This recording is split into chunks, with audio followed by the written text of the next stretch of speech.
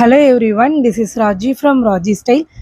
Double chain stitch எப்படி பண்ணலான்னு பார்க்கலாம். ஆல்ரெடி நமக்கு இதுக்கு பேசிக்கான செயின் ஸ்டிச்சை ஷேப்ஸில் எப்படி ஷார்ப் எட்ஜஸ் கொண்டு வரணும், ஒரு கிளிம்பர் டிசைன் யூஸ் பண்ணும்போது அதில் உள்ள ஸ்டெம் ப்ளஸ் லீஃப் ரெண்டுத்தையும் எப்படி கனெக்ட் பண்ணி ஸ்டிச் பண்ணணும் அப்படிங்கிறது எல்லாமே உங்களுக்கு நான் ரீல்ஸாகவும் ஷேர் பண்ணியிருக்கேன்.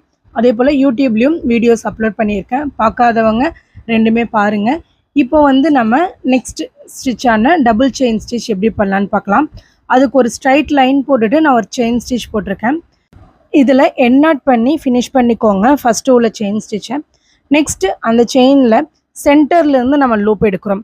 இதே போலவே ஒவ்வொரு செயின்லேயும் அதோட சென்டர்லேருந்து நம்ம லூப் எடுத்து ஸ்டிச் பண்ணிகிட்டே வர போகிறோம். இந்த மாதிரி பண்ணும்போது நமக்கு நீடிலுக்கும் நல்லா ப்ராக்டிஸாக இருக்கும், ஸ்டிச்சும் உங்களுக்கு நல்லா திக்கராக கிடைக்கும். நீடிலில் வந்து நமக்கு ஸ்டார்டிங் பிகினராக இருக்கும்போது த்ரெட்டில் நிறைய தடவை